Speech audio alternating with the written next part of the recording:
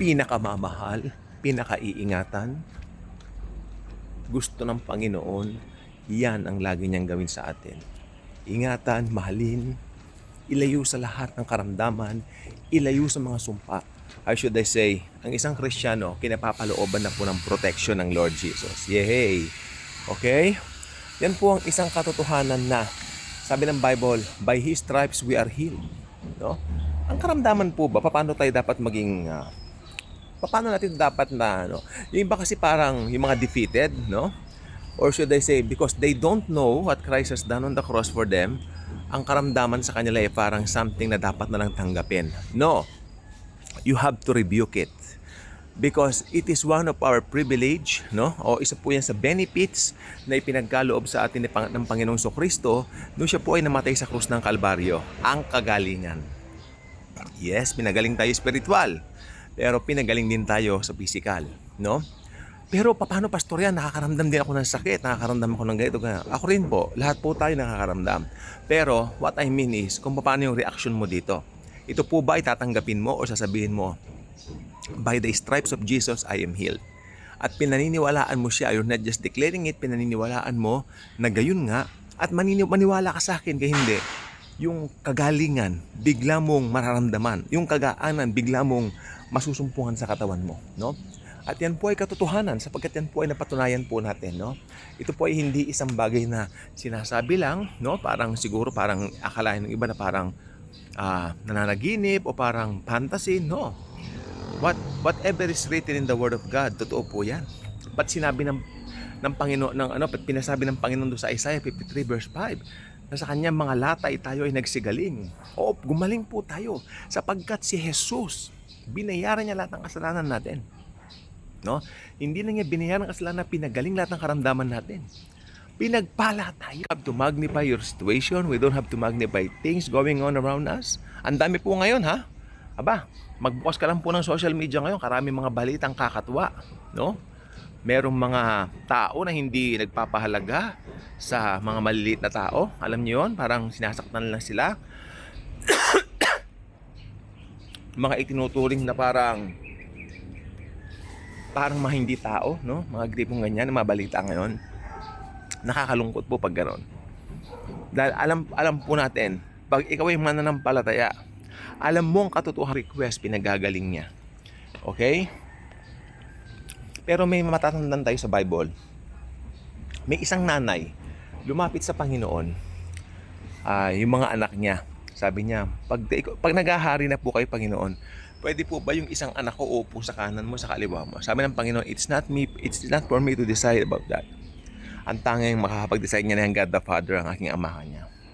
Nagalit yung mga kanyang mga disciple doon sa dalawang magkapatid na yon. Bakit ganun yung sinabi ng nanay? Dahil ang nanay walang pagkaunawa sa misyon ni Kristo dito sa lupa, no? Hindi niya alam yung hinihingi niya sa Panginoon isang bagay na unfair. Ito po ay yung parang under the table, no? Which is, yan po ang talamak ngayon sa mundo. Talamak sa showbiz, talamak sa politika, no? Yung mga ganyan na kalakaran.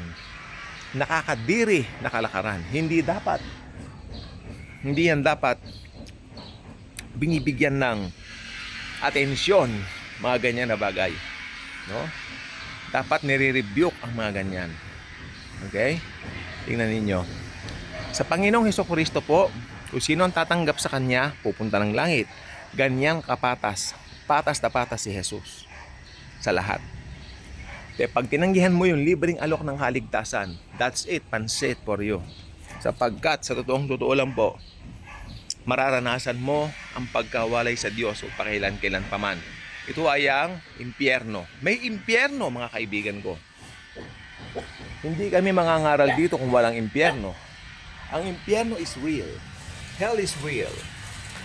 Diba? Yung pa yung pelikula dati, yung may kaming CD nun, may CD. Hell is real. Totoo naman po, no? Totoo pong may impyerno. Tapos sa pelikula rin, heaven is real. Totoo po yun. Amen? Kaya dito, hindi po ito ang ating tahanan.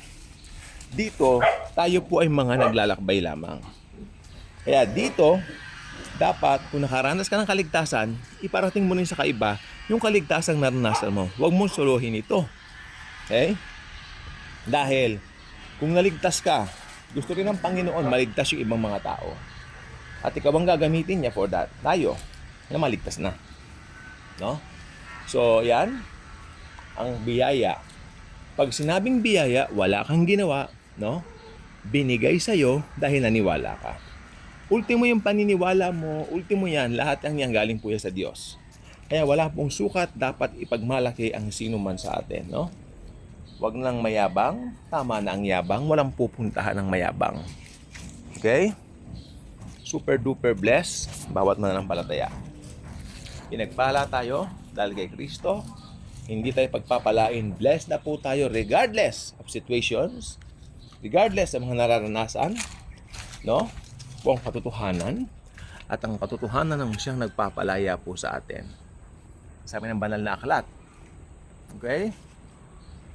The Lord is so good. The Lord is so precious. Sa Kanya ang mga anak po niya. Tayo po ang mga yun, no? Kaya tayo po kailanman hindi niya pababayaan, iiwanan man. Okay? So, lagi po tayo maging confident. Huwag natin tanggapin ang mga sakit. I-rebuke natin yan sapagkat ang yan, kahirapan, lahat ng yan, galing po sa dyablo. At tamasahin natin ang pagpapala ng Panginoon na ginawa niya sa krus ng Kalbaryo. No? At pag nangyari yon, alam mo kung sino ka kay Kristo, mabubuhay ka ng life of victory.